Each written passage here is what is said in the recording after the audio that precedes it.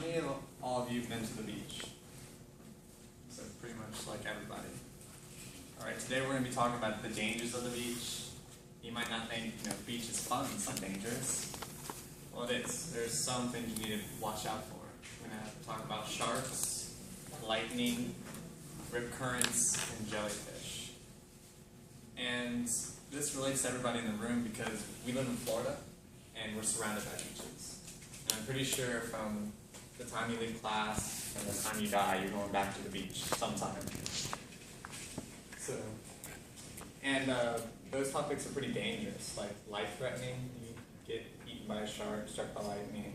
People drown all the time in rip currents. And another reason they're dangerous is because they can happen at the same time. So imagine you're at the beach, and you're in the water splashing around, you got your floaties on, and all of a sudden you get struck by lightning. Then you get sucked out by a rip current, now you're like all the way in the ocean. What's waiting for you out there? A giant shark. He comes by and he just takes a chunk out of you. So now you're floating there, you're bleeding out, you just got struck by lightning, you're like, this can't get worse. Wrong. You just floated into a swarm of jellyfish. Right? Now that's pretty improbable, but it could happen, and it's probably the worst thing that could happen at the beach.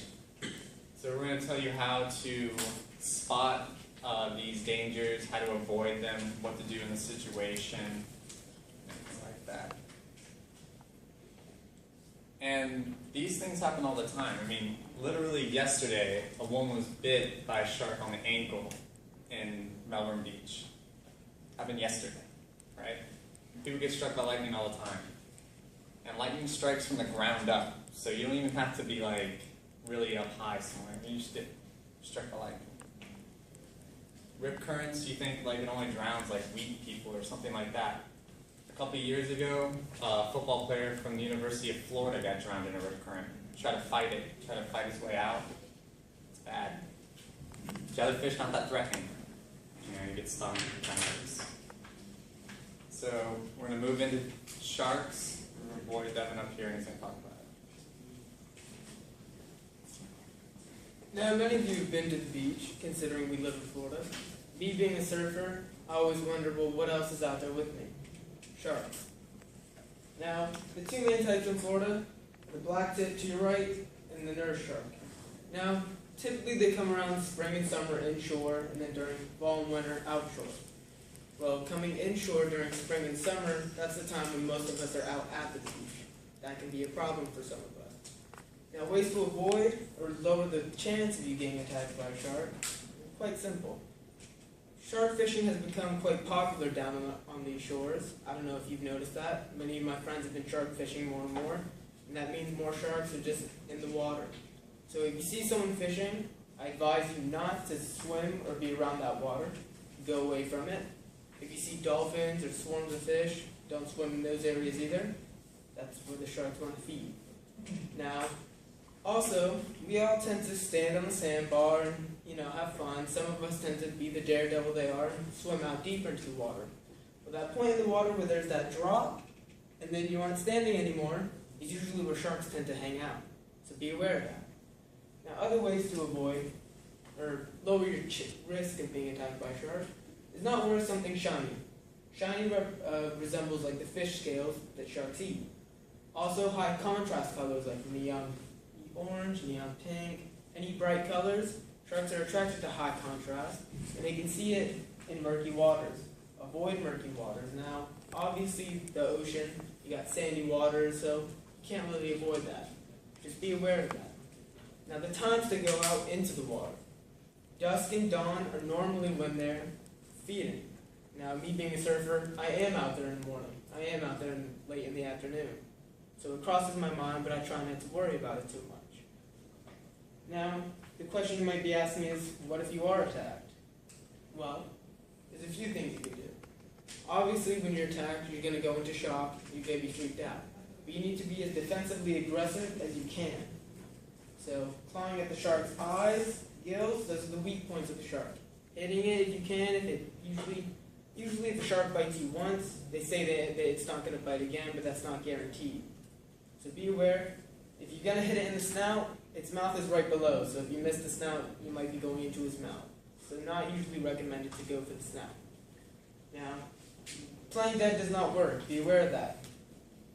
So don't play dead. Try to get to shore if you've been bit. And once you're inshore, get immediate help. Hopefully someone's around you or out there with you, which brings me to swimming in groups. Don't swim alone or surf alone. Usually want to be with someone in case something does happen, jellyfish or shark. Now, if someone else is bit and you see them struggling, try to help them get to shore. When they're at shore, wrap a towel around them, keep their body heat high. If you don't, it's going to get worse for them. Now, if they're bleeding and you notice, try to wrap something around their wound and keep pressure on the wound to try to help stop the bleeding, but don't move them. Wait for the immediate help that you called for. And not only are sharks a danger, but the water itself can be a danger to you. And here's Michael with some information on that.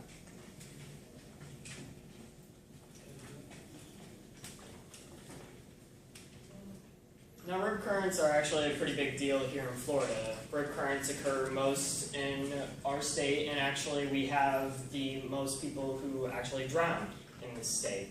A while back, my pastor at my church, he actually told us a story a couple of years ago about he was out at the beach, and this goes into swimming in groups and whatnot, but there was this little kid, he was about 12 years old, he was at the beach and he was playing around. Now the problem was that nobody had no idea, he was there, he was with his friends and he was with his parents, and my pastor was also at the beach. The thing was that he actually went out and he got sucked out by a rip current. And what happened was that he actually tried to fight it. And what happened is he went underwater.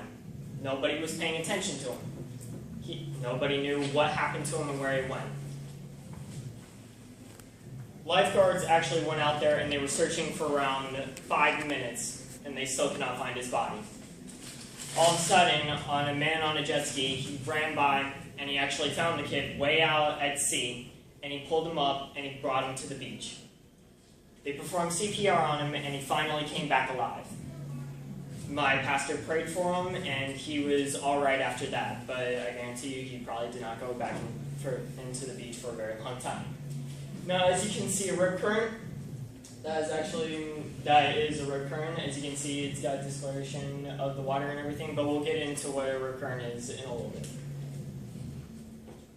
Now, here in Florida, and actually in the United States mostly, all beach-related rescues, about 80% of them are because of rip tides. People get sucked out at sea, and then they have no idea how to get back to shore because they keep going back into the rip current. So they eventually have to be rescued by a lifeguard. As you heard, that football player drowned because he tried fighting the rip current. And obviously many other people have been drowned because they think that they can actually beat the rip current rather than actually follow the simple rules, which we will get into in a little bit. Now the statistics show that the second most likely thing is to be drowned by a rip current. And actually it's pretty simple to break the grip of the rip. Now as you can see, it's more likely that you're going to be killed by a rip current than get killed by a shark or lightning, and which are our main topics that we're talking about today. Now, in this diagram, as you can see, this is how a rip current forms. After a very long time of the waves actually coming in, the sandbar actually breaks down, and it breaks down in one part and it goes deeper. And the problem with that is that normally waves, they start coming in, but what happens is that once that wave comes in, it has to go back out somehow. What happens is that it creates a suction that actually whips back around and can stretch for a very long time. People who get stuck in rip currents, they can either be out there for maybe it's a couple of yards or whatnot, but some rip currents can actually go for a couple of 100 yards, or maybe even longer than a football field. Now, there are certain ways that you can identify what a rip current looks like. Okay? This picture shows, as you can see, there's a different color in the water. As you see a rip current, sand is going to be getting picked up because the current is actually going a lot faster than normal waves do when they go back out at sea. if the water is choppy and it's like splashing all over each other and it's not like a regular wave that's coming in, well then you know that you're probably in front of a rip current and you might want to get out of there pretty fast. Also, if there's sea foam going out at sea and it's still out at sea, as we all know that when waves come in, it creates sea foam and then it gets washed back out and then it disappears. Well, with rip currents, since it's a current, the sea foam actually gets shot all the way out at sea and it's still there. Also, a break in the wave pattern. Since the sandbar drops and it got destroyed, the waves will normally come in, but there's going to be one part that actually looks calm and no waves are coming towards it. Now, there are certain things that you can do to actually get out of a rip current. Well, first of all, if you do get into a rip current, try not to panic. Obviously, that's not going to help you very much since you're getting sucked out to sea at a very fast pace. But do not fight the current. That's where most people actually get into trouble. They think that they're in some sort of thing that they can get out super simple just by swimming and being able to get out of it. Well, once you start fighting rip current, you're actually using your energy, which you actually need later on. And since the rip current is going out at sea at a very fast pace, you're going to use up your energy very quickly. And you're going to need that energy later on. And where most people, when they fight the rip current, they use up the energy and they lose the ability to float because they're so tired. They start bobbing up and down and eventually they drown. But there are certain things that you can do. Try to sit tight for the ride. It may not be the most pleasant thing, but it will save your life. You will get sucked out to sea, but there's actually 2 escape routes that you can go through. At one point, there can be a little short amount of time where you could escape, but most of the time you just want to wait it out and go all the way to the very end, and then you swim around. But what you want to do is swim parallel to the shore, and then eventually at an angle, that way you can get back to the shore. Now, even though that people believe that they can get out of a rip current, it's not very helpful. They, once they use up their energy, they need it to get back to the shore, like I said. But also, there are certain points that, since you're going out hundreds of feet, you always want to know, you always want to make sure that somebody knows where you are, is what I'm trying to say. And basically, when you get sucked out from a rip current, you want to make sure that people know where you are. Also, that's another problem with it, is that people, when they start fighting the rip current, nobody really knows where they are because they're all the way out at sea. You want to make sure that if you do get into a rip current, you try to flag down help, and you wave your arms, maybe shout a little bit, but other than that, you want to make sure that somebody knows where you are, or you try to stick with some other people. Not only are there things in the water like sharks that can actually hurt you, and the water itself can hurt you as well, there's also problems on land that may occur, and Dominic is going to talk about that.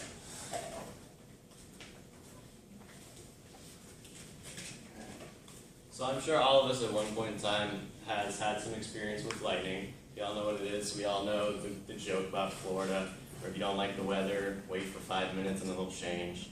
We all know how fast lightning happens. Lightning storms can alter how our environment is. But basically, in this speech, I'm going to be talking about how weather strikes the sand, and right now I have a little video. I apologize, he does swear.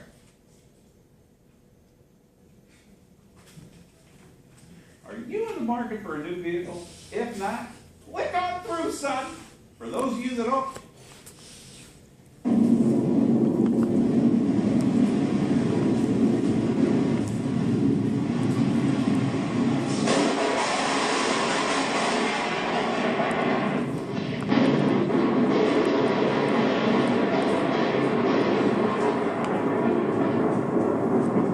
oh my fucking God.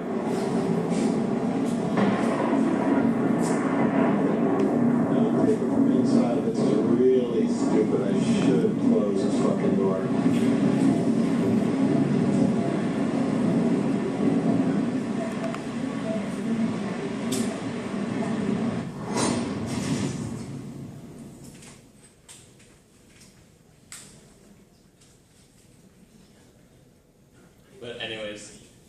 that's what a lightning strike is. But here's what a lightning strike is when it strikes the sand. Now, in the next slide, I'm going to get into the scientific details about it, but it creates this really cool and interesting structures when it hits the sand. Now, its term is called a fulgurite. A fulgurite is when the lightning strike hits the sand and the sand goes up. Now, in the exact same moment when the lightning strikes the sand, it fuses into the sand and makes these weird organic, flowy structures, and that's what it is actually. That's a more common version of fulgurite. And up here it says 3,272 degrees Fahrenheit is the temperature that is produced when the lightning hits the sand. So it's pretty hot. Weather-related deaths in Florida. Now, back in Michael's portion of the presentation, you saw a chart that said lightning, riptides was the highest in lightning. I just wanted to clear the air that so our graphs don't contradict. Riptides are not weather-related, so there's a reason why lightning is the top weather-related reason for death in Florida. But it goes lightning, drowning, tornadoes, so and so. But like I said, lightning is more than half, as you can see, why weather-related deaths kill people. Some lightning facts. Florida is the lightning capital of the United States. I'm sure we all know that. A typical lightning strike causes 50,000 degrees in Fahrenheit, so again, it's pretty hot. Central Florida is greatest at risk. So specifically us, we are the highest risk of having lightning storms, and I'm sure you all can attest to that. And finally, 20 million lightning strikes in the U.S. occur, but in this graph, you can see Florida is the portion where most of the lightning strikes occur in this, as you go as the southern point. So some tips to help you when lightning strikes on the beach. Get off the beach, even if you hear thunder or see lightning, get off the beach. It has a 25-mile radius, so if you're in that radius of 25 miles, you are in danger of getting struck by lightning. Also take proper shelter. A tree is not proper shelter. We all know what happens when lightning strikes a tree, you're going to have a bad time. Wait a half an hour until you see the last lightning strike. That's what weather officials say, half an hour since the last lightning strike. We do that for Brevard County schools. The alarm goes off and you're supposed to wait half an hour before you actually get back to class or leave school, but we all have those alarms. And finally, don't go in the water. Salt water, specifically in the beach, is a good conductor for electricity. So it can travel faster and you're going to get struck by lightning if you stay in the water. So there are weather-related factors, but here's DJ to talk about a very unique animal. Alright guys, today we're going to be talking about jellyfish. I just wanted to let you guys know that jellyfish are beautiful, graceful creatures that are awesome to observe, but we're going to talk about the dangers of them. So jellyfish, basically, they're 5% mass and 95% water. They are very calm going. They are not very much in control of their actions, but they pose a threat. So the big question is a jellyfish going to go out of its way to attack me? They're not going to. They're so light, they're so small, they just roll with the flow, literally. They roll with the current. They have very little control over their vertical movements, and they have basically no control over their horizontal movements. So therefore, they cannot literally swim into you and sting you. They're not going to attack you. They're not capable of it. I got stung. What do I do? So basically, if you get stung because you're out in the water, or you think it's funny to go up and touch it or see if it's going to sting you, your first step is to use hot water. And if you're at the beach and you don't have any hot water with you, salt water is mostly preferred. It says that fresh water is going to make it worse, so don't think that you're going to take a bottle of water and pour it on your wound to find relief. The second step is to remove the tentacles. You will continue to get stung by a jellyfish until all tentacles are removed, even hours afterwards. If you don't remove them, the current, it just keeps stinging. So what's recommended is to take a glove remove the tentacles. You can take a shell to remove the tentacles, a stick, anything. Don't use your hands because then you're going to get stung. So the next step is to pour vinegar on the infected area. It is said that vinegar will help neutralize the stinging area, but the thing is that if you're having a reaction to the sting, seek medical attention. Doctors will know what to do because some jellyfish stings are poisonous, so just be aware of that. And here's a video of people doing exactly what I don't want you guys to do, so take a look. Breaking out's not fun. I'm hiding, like, can you not? I use Clean Clear 3-in-1 acne wash. You just feel so fresh and clean. I mean, who wants to break out, right? When my skin is clear, I feel free. I feel like I can be me.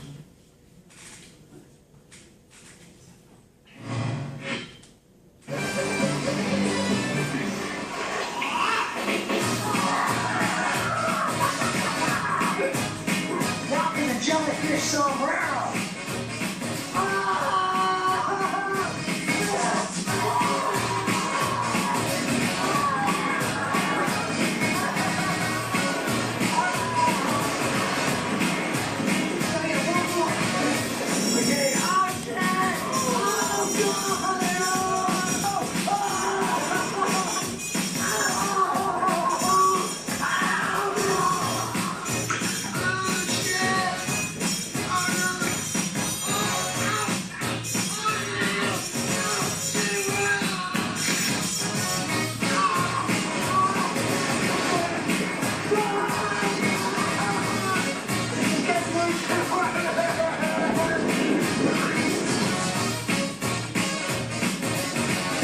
I've said it before and I'll say it again. Nothing sucks on my channel. So Alright guys, so basically, if you see a jellyfish on the beach, try to avoid it. So we're just going to talk about prevention. When you're at the beach, go to a beach with a lifeguard. Because then if you have sharks, rip currents, anything, they'll alert you of it. The purple flag represents dangers in the water, such as jellyfish. They'll make you more aware of the environment. Because some days you go to the beach, there's not going to be jellyfish. Some days there will. So they'll keep you informed. Wear long protective clothing. You know, you can purchase a rash guard pretty cheap. You can get them at Ron John's. Even Ross carries them if they're the right time of year. Pretty affordable. You know, wetsuits, if it's cold, you know, wear it for protective. You don't want to get stung because they can be fatal. And your last step is don't touch the jellyfish on the beach. You know, they're awesome creatures. You can admire them, take pictures, Instagram it, take a selfie with it if you want to. But don't touch it because then you could have bad results that you don't want.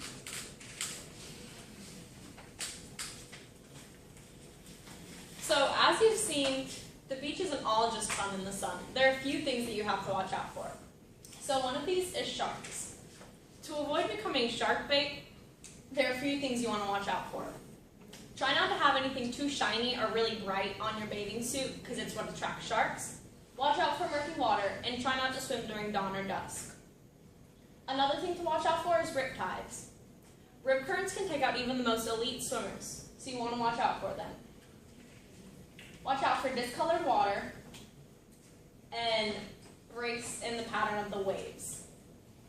Another thing is lightning. Lightning accounts for a shocking amount of Florida's deaths. After all, we are the lightning capital of the U.S. Don't swim in the water when there's lightning and wait at least 30 minutes before going back in the water after the last strike of lightning. Finally, there's jellyfish. While jellyfish won't intentionally sting you because they can't really control their movement too much, they will sting if you accidentally or purposely touch them. Being aware of these 4 precautions will ensure that your trip to the beach will be uneventful yet fun.